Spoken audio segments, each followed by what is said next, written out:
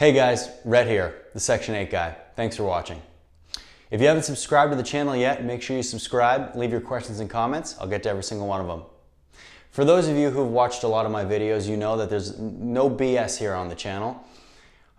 When you flip a lot of houses and you buy and hold a lot of rentals and you're constantly renovating, you're constantly dealing in different kind of communities, different states, you run into a lot of different things. And that's why this channel is so unique, because we talk about an incredibly wide array of things, not only Section 8, but things that come up while you're rehabbing properties, flipping properties. We talk about the mathematics behind what makes a good deal. We talk about how to be a good landlord, how to be a bad landlord. We talk about things that come up that I see. All right, guys, information is power. And I will try to give you as much of that as possible, right? I want to make sure that you guys don't fall into any of the same mistakes that I did, okay?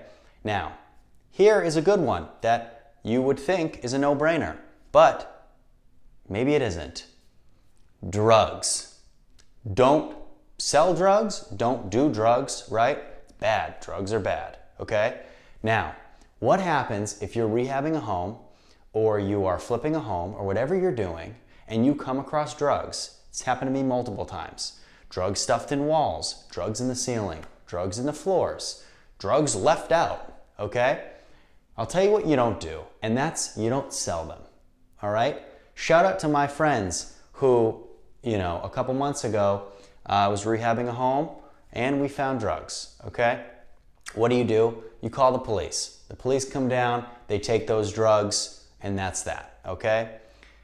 Now, unlike my friend's answer to, hey, what are you going to do with those drugs? You should sell them. Wrong. That's the wrong answer, okay?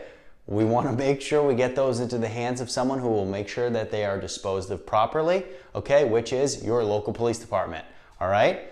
That is the best thing to do. Don't do those drugs. Don't sell those drugs. Don't do anything with those drugs aside from calling your local police department and having them take them, okay?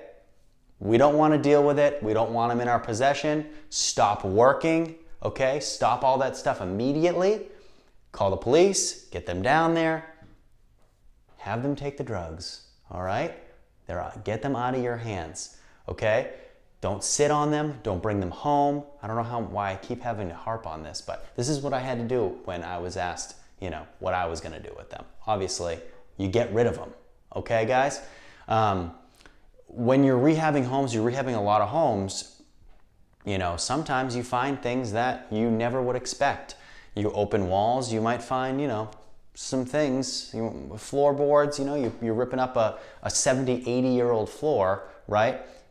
That home might have had 10 different people living in it over the course of 80 years, maybe more, okay? So you never know what you're gonna find. But when you come across guns, drugs, things that scare you, things you don't know what to do with, call the police department, have them come down, they'll take it, okay? Take it off your hands. You don't want to deal with it, okay? Especially if they're drugs or guns for that matter.